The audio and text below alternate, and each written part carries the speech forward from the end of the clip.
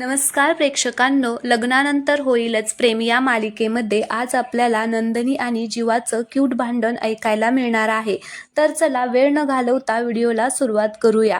नंदिनी आता किचनमध्ये काम करत असते तर तिथे जीवा येतो आणि नंदिनीला म्हणत असतो की काय स्वयंपाक झालेला दिसतोय, सगळा टिफिन पण भरून झालेला दिसतोय.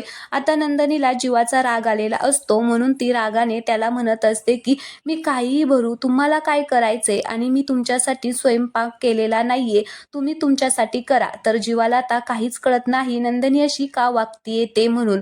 तो आता नंदिनीला म्हणत असतो की एवढ्या जेवणाचं काय गाव जेवण घालणार आहेस का?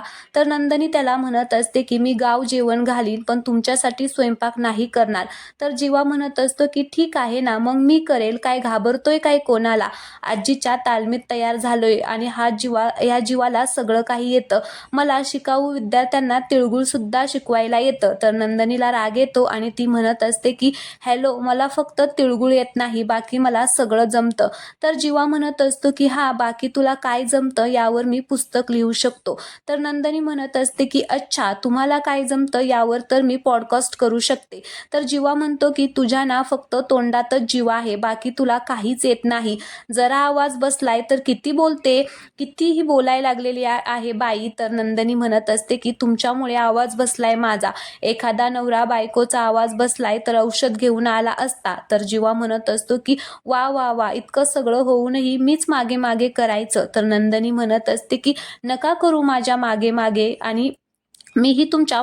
तर जीवा नंदिनीला म्हणत असतो की हे बघ, तुझ्यात जर इतका ॲटिट्यूड असेल ना तर गेली उडत. नंदिनी म्हणत असते की हे बघा तुम्ही, आणि तेवढ्यात तिला आता काव्या समोर दिसते. ती काव्याला म्हणत असते की तुझ्या रूममधून माझी पर्स आणि माझा मोबाईल घेऊन ये प्लीज, मला ना आनंद निवासला जायचं आहे, काम आहे. तर जीवा म्हणत असतो की अरे यार, हिच्या ह्या कटकटीमुळे ना मी सुद्धा माझा फोनवरच विसरलो, असं म्हणून आता तो फोन आणायला जातो. तर काव्या आता त्याला जाऊन देत नाही. तिचा आणि पारचा प्लॅन असतो, म्हणजे सिक्रेट प्लॅन असतो. तर आता ते दोघे जण त्यांची बॅग आणि मोबाईल त्यांना आणून देतात आणि आपापल्या कामासाठी जातात. आता पुढील भागामध्ये आपल्याला पाहायला भेटणार आहे की दोघेही आता कॅफेमध्ये भेटले आहेत काव्या आणि पार्थच्या सिक्रेट प्लॅनमुळे. तर आता दोघेही दोघांची भांडणे सोडून घरी येतील का पुन्हा आता भांडतच घरी येतील, हे आपल्याला पुढील भागामध्ये पाहायला मिळणार आहे. भाग आवडला असेल तर चॅनलला सबस्क्राईब करा आणि व्हिडिओला लाईक करा. धन्यवाद.